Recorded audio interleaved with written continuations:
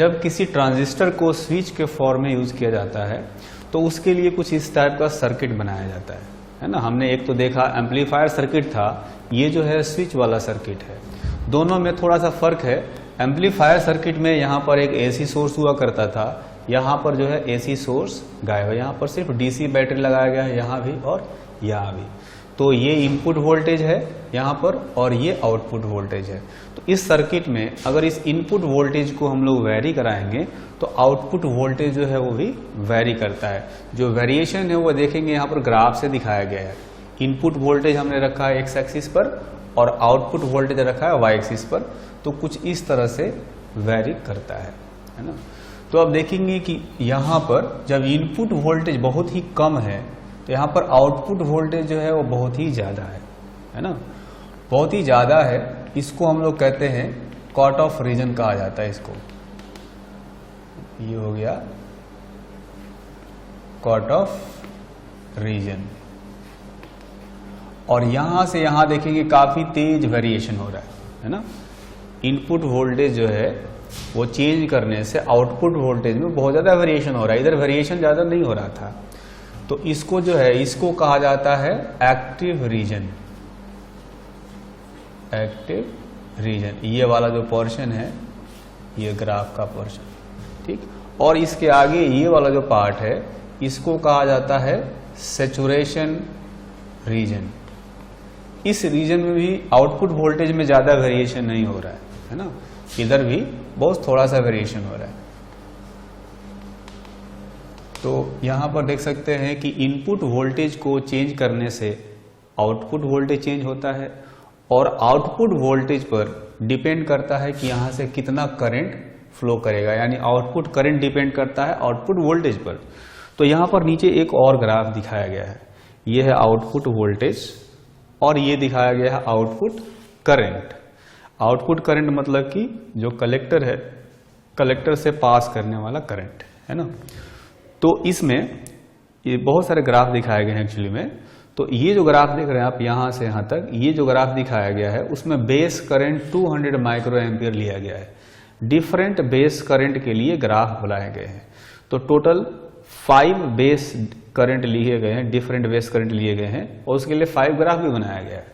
तो अगर base current 200 micro ampere लिया जाए और आउटपुट वोल्टेज चेंज हो रहा है, क्योंकि इनपुट वोल्टेज चेंज हो रहा है तो आउटपुट भी चेंज होगा और आउटपुट चेंज होगा तो आउटपुट करंट भी चेंज होगा। तो ग्राफ जो है कुछ इस तरह से जाएगा। अगर बेस करंट 150 माइक्रो एम्पियर लेंगे तो ग्राफ जो है कुछ ये ऐसा जाएगा। अगर बेस करंट 100 माइक्रो एम्पियर लेंगे तो ग्राफ ऐसा आएगा। अगर बेस करंट 50 माइक्रो एम्पियर लेंगे तो ग्राफ ऐसा आएगा। अगर बेस करंट 0 लेंगे तो ये ग्राफ जो है कुछ ऐसा आएगा, है ना। तो इसमें देख सकते हैं कि अगर बेस करंट को बहुत ही कम कर दिया जाए यानी 0 कर दिया जाए तो आउटपुट करंट जो है वो भी करीब करीब 0 हो गया। आउटपुट करंट 0 होने का मतलब क्या हुआ कि ट्रांजिस्टर जो है ये एक तरह से स्विच्ड ऑफ मोड में चला गया। स्विच्ड ऑफ मोड का मतलब ये हुआ कि जो आउटपुट करंट है वो 0 हो गया। जब करंट नहीं फ्लो करेगा तो उसको हम लोग कहेंगे स्विच ऑफ हो चुका है ना। और इसीलिए ये जो रीजन है इस रीजन को कहा जाता है cut off region. Cut off का मतलब हो गया कि करंट फ्लो हो गया 0, करंट आउटपुट हो गया 0, ठीक।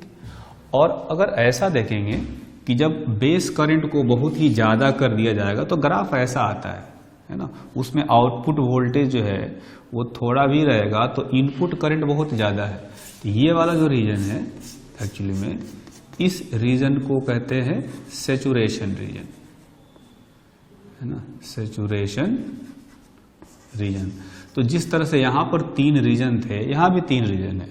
एक कट ऑफ रीजन है, सैचुरेशन रीजन है, इसमें भी कट ऑफ रीजन है, सैचुरेशन रीजन है। तो कोशिश ये किया जाता है कि जो ट्रांजिस्टर है ये सिर्फ 2 रीजन में वर्क करे, कट ऑफ रीजन में और सैचुरेशन रीजन में। कट ऑफ रीजन में होगा तो आउटपुट करंट हो जाएगा 0, है ना। और जैसा कि यहां पर दिखाया हमने कि कट ऑफ रीजन में क्या होता है, आउटपुट वोल्टेज होता है बहुत ज्यादा। बेस करंट 0 कर देंगे तो आउटपुट करंट भी 0 हो जाएगा, ठीक। और उसी तरह से सैचुरेशन रीजन में सैचुरेशन रीजन में क्या होता है, आउटपुट वोल्टेज कम होता है। यहाँ पर देखेंगे आउटपुट वोल्टेज कम होगा तो ये वाला जो रीजन है, इस रीजन में वर्क कर रहा होगा। बेस करंट ज़्यादा रखेंगे तो उसमें होगा क्या कि उसमें जो आउटपुट करंट है वो काफ़ी लार्ज करंट होगा। आउटपुट करंट अगर बहुत लार्ज हो गया, यानी कि इसका मतलब ये हो गया कि जो ट्रांजिस्टर है वो स्विच्ड ऑन हो गया। स्विच ऑन होने का मतलब है कि करंट फ्लो करने लगा है। तो इसी तरह से कोशिश ये किया जाता है कि ट्रांजिस्टर सिर्फ 2 स्टेट में, 2 रीजन में काम करे, कट ऑफ रीजन और सैचुरेशन रीजन में। तो यहाँ पर हम लोग ये कह सकते हैं कट ऑफ रीजन जो है, इसका मतलब ये हुआ कि इस केस में IC हो जाएगा 0 और transistor is in cut off region का मतलब हो गया स्विच्ड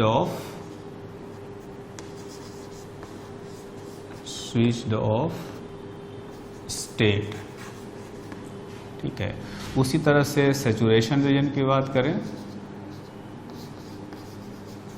तो सैचुरेशन रीजन में ये जो आउटपुट करंट है ये हो जाएगा लार्ज, और लार्ज करने होने का मतलब ये हुआ कि जो ट्रांजिस्टर है वो एक तरह से स्विच डाउन हो गया।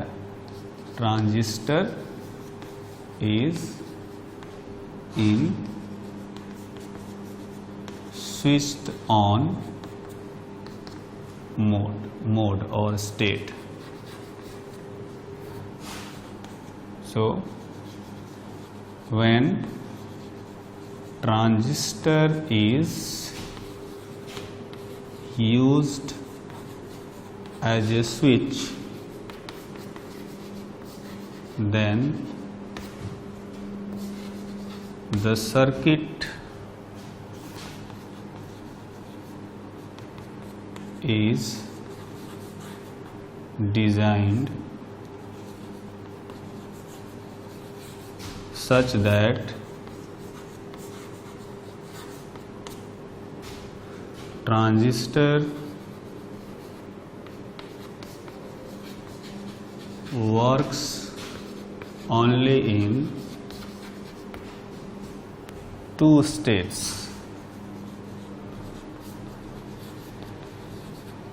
either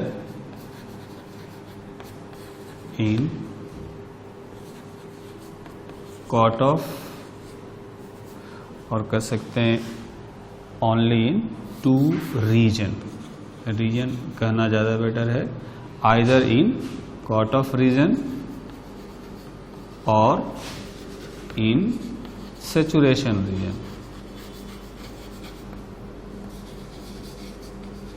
मतलब इसको एक्टिव रीजन में नहीं ले जाना है। ठीक है, एक्टिव रीजन में रहेगा तो स्विच जैसा काम नहीं करता है। अगर कट ऑफ रीजन में होगा तो कहेंगे कि स्विच ऑफ हो गया है, और अगर सैचुरेशन रीजन में होगा तो कहेंगे कि स्विच ऑन हो गया है। अभी तक हमने ट्रांजिस्टर के 2 तरह के यूजेस देखे। एक देखा हमने यूज एज एम्पलीफायर और दूसरा एज स्विच। अब एक तीसरा यूज भी होता है इसका, जिसको हम लोग समझेंगे। ये एक्चुअली में LC ऑसिलेटर जो हमने पढ़ा था इलेक्ट्रोमैग्नेटिक इंडक्शन में, उससे रिलेटेड है ना। जैसे LC ऑसिलेटर सर्किट होता है, उस सर्किट में ट्रांजिस्टर का यूज किया जाता है। जैसे देखेंगे यहाँ पर मैंने एक सर्किट बनाया हुआ है, इसमें ये LC सर्किट है, ये L1 इंडक्टर है और ये जो C है ये एक कैपेसिटर है। तो हमें पता है कि LC सर्किट जो होता है उसमें एनर्जी ऑसिलेट करता है ना। तो जो हमने इलेक्ट्रोमैग्नेटिक इंडक्शन चैप्टर में जो LC ऑसिलेटर पढ़ा था उसमें कोई रेजिस्टेंस हमने नहीं लिया था, है ना। और इसलिए क्या होता था, उसमें एनर्जी कांस्टेंट रहती थी, एनर्जी कहीं लॉस नहीं होती थी, क्योंकि कैपेसिटर और इंडक्टर में कहीं एनर्जी लॉस होती नहीं है।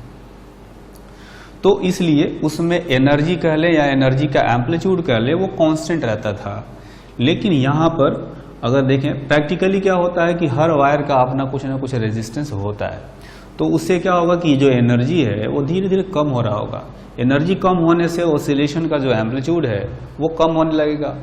ठीक है, तब जो है एक्चुअली में ट्रांजिस्टर का काम आता है। ट्रांजिस्टर क्या करता है कि जो एम्पलीट्यूड घट रहा है उसको वो घटने नहीं देता, वो उसको कांस्टेंट मेंटेन रखता है ना। एक दूसरा यहाँ पर देखेंगे इंडक्टर लगाया गया है और इस इंडक्टर के थ्रू इंडक्शन करके वो एनर्जी बार बार इसमें सप्लाई करता रहता है। जैसे ये एलसी सर्किट हो गया ये वाला, तो इस सर्किट का जो फ्रीक्वेंसी है इसकी फ्रीक्वेंसी हो जाएगी 1/2 pi under root LC।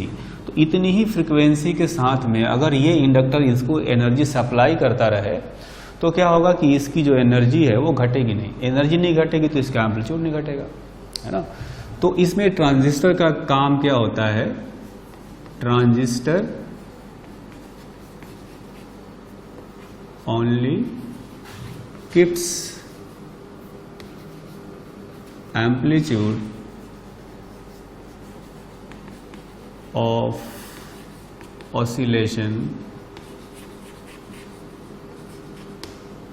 constant by providing sufficient energy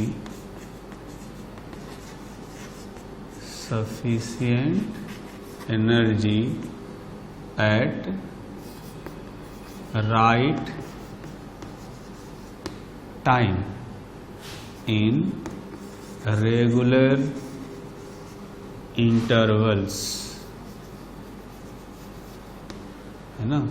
तो इसका मतलब ये हुआ कि जो इस LC ऑसिलेटर सर्किट का जो फ्रीक्वेंसी होगा उसी फ्रीक्वेंसी के साथ में एनर्जी सप्लाई करता होगा, है ना। तो एनर्जी सप्लाई करने की जो फ्रीक्वेंसी होगी वो भी एक्चुअली में 1/2 पाई अंडर रूट LC होगा। आजकल डेली लाइफ में कंप्यूटर का या मोबाइल का या कैलकुलेटर का यूज जो है वो काफ़ी ज़्यादा बढ़ गया है ना। यूँ कह सकते हैं कि अभी जो समय है वो समय ही डिजिटल इलेक्ट्रॉनिक्स का है। हर जगह डिजिटल इलेक्ट्रॉनिक्स ही यूज़ में आ रहा है ना। लेकिन क्या आपने कभी सोचा है कि ये जो कंप्यूटर है या मोबाइल है या कैलकुलेटर है वो किस तरह से काम करते हैं। आपने ध्यान दिया होगा कि चाहे कंप्यूटर हो या मोबाइल हो या कैलकुलेटर हो, सब पर जो है कहीं ना कहीं बटन बने होते हैं। हम लोग बटन दबाते हैं तभी वे काम करते हैं। तो एक्चुअली में जब हम लोग बटन दबाते हैं तो उसको एक सिग्नल भेजते हैं जिसको हम लोग कहते हैं वोल्टेज सिग्नल, है ना। ये जो वोल्टेज सिग्नल होते हैं वो दो तरह के होते हैं। एक तो होता है कंटिन्यूअस और एनालॉग वोल्टेज सिग्नल और एक होता है डिजिटल वोल्टेज सिग्नल। ये जो डिजिटल वोल्टेज सिग्नल है ये वाला सिग्नल भेजा जाता है जब हम कोई बटन दबाते हैं, है ना। तो कंटिन्यूअस एनालॉग वोल्टेज सिग्नल क्या होता है, देखेंगे यहाँ पर हमने एक ग्राफ बनाया है वोल्टेज वर्सेस टाइम। इसमें देखेंगे कि जो वोल्टेज है वो कंटिन्यूअसली वेरी कर रहा है ना। जैसा कि AC में हम लोग पढ़ते थे तो AC में साइनसॉइडली जो है वोल्टेज चेंज होता था, कुछ उस टाइप का है ये वाला, है ना। जबकि जो डिजिटल वोल्टेज सिग्नल है ये कंटिन्यूअस नहीं है, डिसकंटिन्यूअस है। देखेंगे यहाँ से यहाँ तक 5 वोल्ट है और ये वोल्टेज है, ये टाइम है। यहाँ से यहाँ तक 5 वोल्ट है और अचानक ही इस पॉइंट पर जाकर के 0 हो गया। तो यहाँ से यहाँ तक 0 है, फिर यहाँ से यहाँ 5 है, फिर यहाँ से यहाँ 0 है। तो ये जो डिजिटल वोल्टेज सिग्नल है ये कंटिन्यूअसली चेंज नहीं होता, इसमें बहुत सारे वैल्यूज नहीं होते, सिर्फ 2 वैल्यूज होते हैं। जैसे इस फिगर में देखेंगे कि वोल्टेज के सिर्फ 2 वैल्यूज हैं, 0 और 5, है ना। तो हम लोग ये कह सकते हैं कि digital voltage signal has only 2 values and it remains constant in each half cycle, है ना। जैसे कहेंगे कि यहाँ से यहाँ तक एक साइकिल है तो हाफ साइकिल में यहाँ से यहाँ तक 5 वोल्ट है और यहाँ से हाफ साइकिल में 0 वोल्ट है। तो by these two voltage signals, यहाँ पर जो दो वोल्टेज सिग्नल हैं वो है 0 और 5 in terms of binary numbers. Binary numbers सिर्फ दो होते हैं, 0 एंड 1, है ना। Digital electronics has been developed.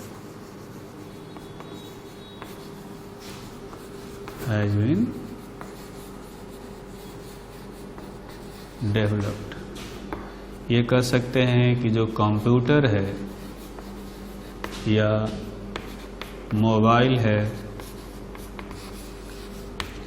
या कैलकुलेटर हो गया,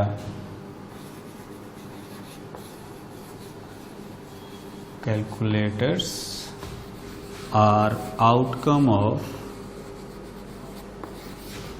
दिस डिजिटल इलेक्ट्रॉनिक्स।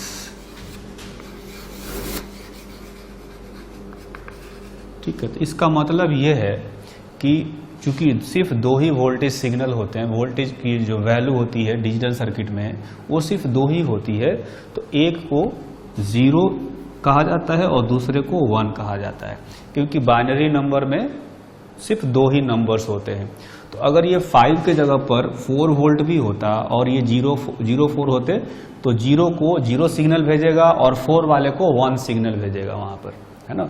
तो इस तरह से जो है सिर्फ दो तरह के सिग्नल भेजे जाते हैं, वोल्टेज सिग्नल भेजे जाते हैं, और उस सिग्नल जो है सिग्नल को रिसीव करके जो कंप्यूटर है या मोबाइल जो है वो जो है उस पर वर्क करता है, उस पर फंक्शन करता है। अभी जो हमने डिजिटल वोल्टेज सिग्नल के बारे में पढ़ा उसी से रिलेटेड यहाँ पर हम लोग एक एग्जाम्पल करेंगे। इस एग्जाम्पल में एक डिजिटल सर्किट दिखाया गया है जिसमें कि एक डायोड है, एक लोड रेजिस्टेंस है ना, और इसमें जो इनपुट वोल्टेज है उसका टाइम के साथ में यहाँ पर ग्राफ दिया गया है ना, कि इनपुट वोल्टेज टाइम के साथ में किस तरह से वेरी कर रहा है।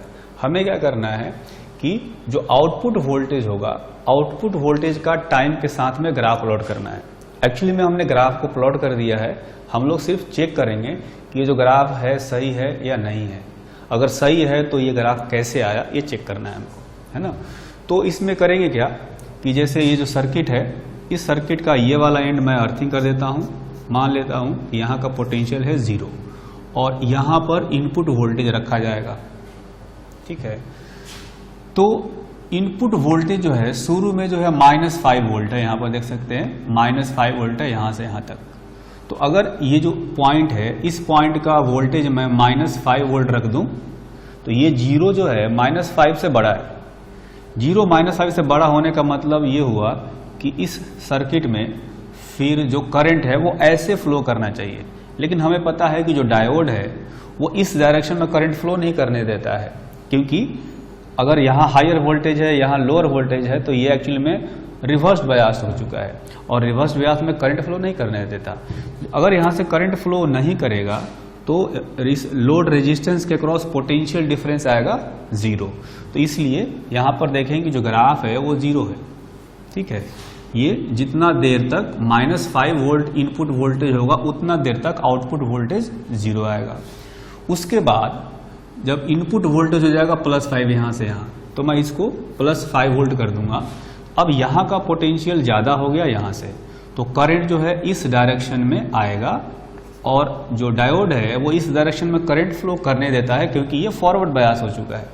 फॉरवर्ड बायस में जब करंट ऐसे फ्लो करेगा तो यहाँ का जो पोटेंशियल डिफरेंस है वो आना चाहिए 5 - 0, है ना। तो इस हाफ साइकिल में जब यहाँ का पोटेंशियल जो है इनपुट पोटेंशियल या पोटेंशियल डिफरेंस 5 वोल्ट है तो आउटपुट पोटेंशियल डिफरेंस भी +5 वोल्ट आएगा, 5 - 0। तो यहाँ पर देख सकते हैं कि दूसरा जो हाफ साइकिल है इसमें +5 वोल्ट दिखाया गया है। अब आते हैं तीसरा हाफ साइकिल में, यहाँ पर फिर से -5 हो गया। तो यहाँ पर अगर मैं -5 रखता हूँ तो ये फिर से रिवर्स बायस हो जाएगा, यानी करंट फ्लो नहीं करेगा इसमें। ये हायर वोल्टेज हो जाएगा, ये लोअर वोल्टेज हो जाएगा। तो ये रिवर्स बायस होगा, करंट फ्लो नहीं करेगा, करंट फ्लो नहीं करेगा तो यहाँ का पोटेंशियल डिफरेंस 0 आएगा, तो ये 0 दिखा रहा है। ठीक है, उसके बाद चौथा वाला जो है पार्ट, चौथा वाला हाफ साइकिल कर सकते हैं। इसमें पोटेंशियल जो है +5 है, तो जब यहाँ पर +5 होगा तो ये फॉरवर्ड बायस हो गया, तो करंट फ्लो करेगा, यहाँ पर पोटेंशियल डिफरेंस आएगा 5 - 0, ये हो गया फोर्थ हाफ साइकिल। उसके बाद फिफ्थ हाफ साइकिल में देखेंगे कि फिर से -5 है, -5 होते ही ये रिवर्स बायस हो गया, रिवर्स बायस होते ही यहाँ से करंट 0 यानी कि आउटपुट वोल्टेज 0, तो ये वोल्टेज 0 हो गया। तो इस तरह से कर सकते हैं कि ये अगर इनपुट वोल्टेज होगा तो आउटपुट वोल्टेज इतना आएगा। ठीक, अभी मैंने यहाँ पर बताया किसी बाइनरी नंबर सिस्टम के बारे में, है ना। हम लोग एक नंबर ऑफ सिस्टम जानते हैं जिसको कहा जाता है डेसिमल नंबर सिस्टम, जिसमें कि टोटल 10 डिजिट्स होते हैं 0 से 9 तक, है ना। वैसा ही एक और नंबर सिस्टम होता है जिसको बाइनरी नंबर सिस्टम कहते हैं, जिसमें कि सिर्फ 2 डिजिट होते हैं, 0 और 1, है ना। तो इसी नंबर सिस्टम के बारे में हम लोग सीखने वाले हैं। नंबर सिस्टम ये 2 तरह के होते हैं जिनको हम लोग जानते हैं। एक होता है डेसिमल नंबर सिस्टम और दूसरा होता है बाइनरी नंबर सिस्टम, है ना। तो जो डेसिमल नंबर सिस्टम है, डेसिमल नंबर सिस्टम,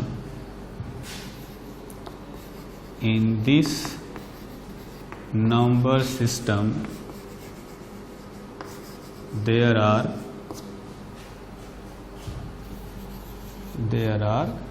10 digits।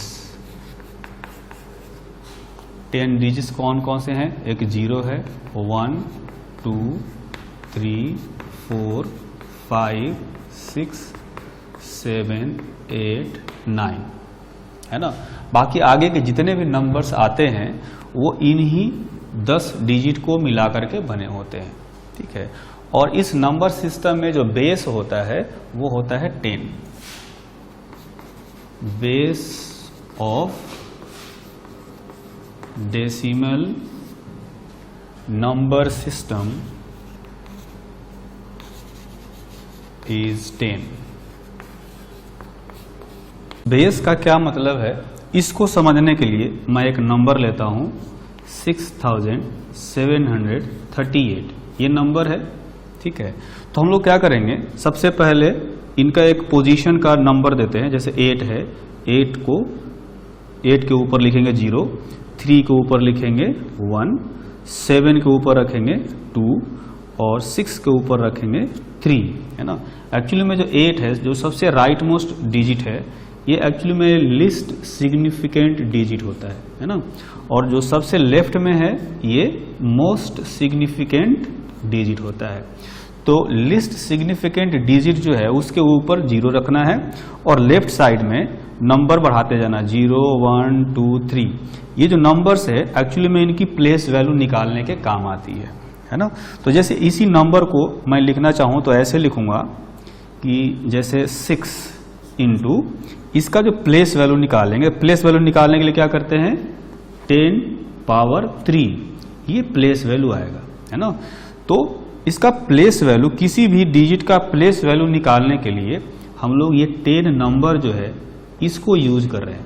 और इसीलिए कहते हैं कि इस डेसिमल नंबर सिस्टम का जो बेस है वो 10 होता है। जैसे 7 नंबर है, 7 डिजिट है, इस डिजिट का प्लेस वैल्यू निकालना होगा तो क्या करेंगे, 10 टू द पावर 2 करेंगे, ये इसका प्लेस वैल्यू बताएगा 7 का। उसी तरह से जो 3 है उसका प्लेस वैल्यू निकालना हो तो 10 टू द पावर 1, 8 का प्लेस वैल्यू निकालना हो तो 10 टू द पावर 0, है ना। तो प्लेस वैल्यू निकालने के लिए हम लोग 10 के पावर में ये नंबर्स रख रहे हैं। ठीक है, अब इस नंबर को पता करना हो तो कैसे पता करते हैं, 6 जो है इसका फेस वैल्यू है और फेस वैल्यू को प्लेस वैल्यू से मल्टीप्लाई कर देते हैं। ठीक, फिर 7 जो है इस नंबर का या इस डिजिट का फेस वैल्यू है 7, प्लेस वैल्यू है 10 टू द पावर 2, मल्टीप्लाई कर देते हैं। फिर ये जो तीसरा वाला डिजिट है इसका फेस वैल्यू है 3 और इसका प्लेस वैल्यू है 10 पावर 1, मल्टीप्लाई कर देते हैं। प्लस ये जो लिस्ट सिग्निफिकेंट डिजिट है इसका फेस वैल्यू है 8 और इसका जो प्लेस वैल्यू है वो है 10 पावर 0 यानी कि 1। तो इस तरह से हम लोग वैल्यू जो है या कह सकते हैं कि जो नंबर है उसको पता कर सकते हैं। ये वाला जो नंबर आएगा ये आएगा 6000 और ये जो नंबर आएगा ये आएगा 700, ये वाला नंबर आएगा 30 और ये वाला नंबर आएगा 8। अगर सबको ऐड करें तो 6738 ये नंबर जो है हमें मिल जाएगा। तो जिस तरह से डेसिमल नंबर सिस्टम का जो बेस है वो 10 होता है, उसी तरह से जो दूसरा सिस्टम बताया बाइनरी नंबर सिस्टम, इसका जो बेस होता है वो होता है 2। कैसे होता है उसको हम लोग यहाँ पर आगे समझेंगे। दूसरे टाइप का जो नंबर सिस्टम होता है उसको हम लोग बाइनरी सिस्टम कहते हैं और इस बाइनरी नंबर सिस्टम में केवल 2 डिजिट्स होते हैं, 0 और 1, है ना। तो binary number system has only 2 digits और ये जो डिजिट्स होते हैं 0 और 1 होते हैं। इसमें जो बेस होता है, base of binary number system is 2। अब जैसा कि बेस हमने इसमें समझा था, इसमें कहा था कि बेस जो है डेसिमल नंबर का 10 होता है, इसमें बेस 2 होता है। तो इसका किस तरह से यूज करते हैं ये समझते हैं। जैसे कि सपोज अपने पास कोई नंबर दिया है 1101, ये बाइनरी नंबर हो गया क्योंकि इसमें 2 ही डिजिट यूज किए गए हैं, 0 और 1। अब इसको अगर हमें डेसिमल नंबर में कन्वर्ट करना होगा तो ये बेस 2 को यूज करना होगा, है ना। तो सबसे पहले क्या करेंगे, इसमें भी इनकी प्लेस वैल्यू फाइंड करने के लिए इनके ऊपर एक नंबर लिखेंगे। जैसे कि राइट मोस्ट नंबर जो है ये लिस्ट सिग्निफिकेंट डिजिट है और लेफ्ट में जो डिजिट है ये मोस्ट सिग्निफिकेंट डिजिट है। तो इसके ऊपर हम लोग एक नंबर रखेंगे 0 और जैसे जैसे मोस्ट सिग्निफिकेंट डिजिट की तरफ बढ़ते जाएंगे तो ये नंबर जो है बढ़ता जाएगा, 0 के बाद 1, फिर 2, फिर 3, है ना। तो ये जो है अपना बाइनरी नंबर है और इसकी प्लेस वैल्यू, ये जो डिजिट्स हैं इनकी प्लेस वैल्यू निकालने के लिए हमने वो नंबर लिखा है, ठीक है। तो अब डेसिमल नंबर इसके करस्पॉन्डिंग पता करना हो तो क्या करेंगे, जैसे ये है 1 तो इसका फेस वैल्यू है 1 और इसका प्लेस वैल्यू होगा 2 पावर 3। प्लेस वैल्यू पता करने के लिए ये जो है पावर में लगाना है और बेस जो है यहाँ पर 2 है। जैसे पिछले वाले केस में बेस 10 हुआ करता था, यहाँ पर 2 है। उसी तरह से दूसरा जो नंबर, जो डिजिट है ये है 1 इंटू, इसका प्लेस वैल्यू निकालना हो तो 2 का पावर 2 रखेंगे। तीसरा जो डिजिट है ये है 0, इसका प्लेस वैल्यू निकालना हो तो रखेंगे 2 पावर 1 और ये जो सबसे लास्ट में लिस्ट सिग्निफिकेंट डिजिट है इसका फेस वैल्यू है 1 और प्लेस वैल्यू होगा 2 पावर 0। अब इसको देखते हैं, ये तो आ जाएगा 8 और ये हो जाएगा 4, ये होगा 0 और ये होगा 1, है ना। तो देख सकते हैं कि ये आ गया 13, है ना। ये कुल मिला करके 13 आ गया। ये जो नंबर आया है ये डेसिमल नंबर है। मतलब अगर हमें बाइनरी नंबर से डेसिमल नंबर में कन्वर्ट करना होगा तो इस तरह से करना होगा। मतलब कि फेस वैल्यू और प्लेस वैल्यू को मल्टीप्लाई करते जाएंगे। प्लेस वैल्यू निकालने के लिए 2 के पावर में ये नंबर्स लगाने हैं, ठीक। ये तो समझ में आ गया कि बाइनरी से डेसिमल में कैसे कन्वर्ट करेंगे। अब इसमें मुश्किल काम ये है कि अगर डेसिमल में दिया हो तो बाइनरी में कैसे कन्वर्ट करें। तो उसके लिए मैं स्टेप्स बताता हूं। To convert the decimal number into binary, जो पहला स्टेप है, divide the decimal number by 2 and successive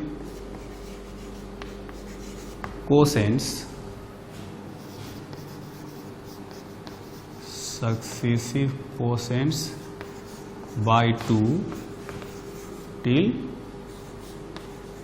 quotient becomes 0, है ना। इस तरह से डिवाइड करते रहना है ना, और तब तक डिवाइड करना है जब तक कि क्वोशेंट जो है वो 0 नहीं हो जाता। तो डिवाइड करने के बाद जो रिमाइंडर आएगा, रिमाइंडर को एक पर्टिकुलर जो है सीक्वेंस में अरेंज करेंगे। वो जो सीक्वेंस है वो बाइनरी नंबर बताएगा। Sequence of remainders will give the binary number, है ना। और इसमें जो पहला रिमाइंडर होगा वो लिस्ट सिग्निफिकेंट डिजिट होता है। First remainder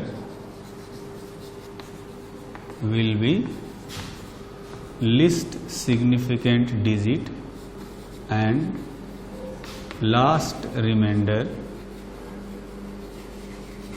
will be most significant digit, है ना। तो अब हम लोग क्या करते हैं कि एक डेसिमल नंबर लेते हैं और उसको डिवाइड करके देखते हैं, ठीक है। उसको बाइनरी में कन्वर्ट करके देखते हैं कि कैसे आता है। जैसे मैंने एक नंबर ले लिया 61 डेसिमल नंबर है, मैं इसको डिवाइड करता हूँ। जैसे कहा गया कि 2 से डिवाइड करना है, तो मैं 2 से डिवाइड करूंगा तो कोसेंट कितना आएगा, कोसेंट आएगा 30 इंटू 2 60 होता है, ठीक है। और रिमाइंडर कितना आएगा 1। तो रिमाइंडर 1 जो रिमाइंडर 1 आया एक्चुअली में ये जो है लिस्ट सिग्निफिकेंट डिजिट है, जैसा कि यहाँ बताया गया है, ठीक। अब ये जो कोसेंट आया इसको फिर से 2 से डिवाइड करना, जैसा कहा गया है, एंड डिवाइड सक्सेसिव कोसेंट्स बाय 2। तो ये जो कोसेंट आया इसको भी 2 से डिवाइड करेंगे, तो 2 से इसको डिवाइड करेंगे तो 15 बार में ये 15 इंटू 2 30 होता है। तो 15 कोसेंट आएगा, रिमाइंडर आएगा 0, क्योंकि 2 इंटू 15 30 होता है। 30 में से 30 माइनस करेंगे 0, तो 0 जो है ये दूसरा वाला नंबर आ गया अपना। ये लिस्ट सिग्निफिकेंट डिजिट है, इधर जाएंगे तो जो इनका सिग्निफिकेंट डिजिट है, सिग्निफिकेंस जो है वो बढ़ता जाएगा। अब 15 आ गया कोसेंट, इसको फिर से 2 से डिवाइड करेंगे तो ये जाएगा 7 बार में, है ना। 7 इंटू 2 14 होता है, 15 माइनस 14 रिमाइंडर आएगा 1, तो यहाँ पर 1 लिख देंगे। उसके बाद अब 7 आ गया, इसको भी 2 से डिवाइड करेंगे तो 3 बार में जाएगा। 3 इंटू 2 6 होता है, 7 में से 6 माइनस करेंगे तो रिमाइंडर 1 आएगा, तो फिर ये 1 आ गया। अब 3 जो है इसको भी 2 से डिवाइड करेंगे तो 2 1 2 होता है, 2 इंटू 1 2, 3 में से 2 माइनस करेंगे तो 1 आ गया, ठीक। अब फिर से इसको 1 को भी डिवाइड करना है, क्योंकि जब तक कोसेंट 0 नहीं होता तब तक रुकना नहीं है। ये कहा गया है डिवाइड टिल कोसेंट बिकम्स 0। तो अगली बार 1 को भी 2 से डिवाइड करेंगे, तो 2 से डिवाइड करेंगे तो 0 बार में जाएगा। इस बार 0 इंटू 2 0 होता है, तो 1 में से 0 माइनस करेंगे तो रिमाइंडर आएगा 1। तो ये मोस्ट सिग्निफिकेंट डिजिट हो गया। ये हो गया लिस्ट सिग्निफिकेंट डिजिट और ये हो गया मोस्ट सिग्निफिकेंट डिजिट, है ना। तो जो 61 है ये डेसिमल नंबर है, इसको हम लोग बाइनरी में कन्वर्ट करेंगे तो इतना आएगा। अब चेक करते हैं कि ये जो बाइनरी नंबर है क्या वाकई ये 61 के बराबर है। इसको मतलब कि इस बाइनरी नंबर को डेसिमल में कन्वर्ट करेंगे, जैसा हमने यहां पर करा था, है ना। तो इस तरह से पहले क्या करेंगे, पहले इनके ऊपर नंबर लिख देते हैं 0 1 2 3 4 5, है ना। तो इसका फेस वैल्यू है 1 और इसका प्लेस वैल्यू होगा 2 पावर 5, है ना। ये जो दूसरा वाला है इसका फेस वैल्यू है 1 और प्लेस वैल्यू होगा 2 पावर 4। तीसरा जो डिजिट है ये वाला फेस वैल्यू है 1 और प्लेस वैल्यू होगा 1 पावर 3, सॉरी 2 पावर 3, है ना।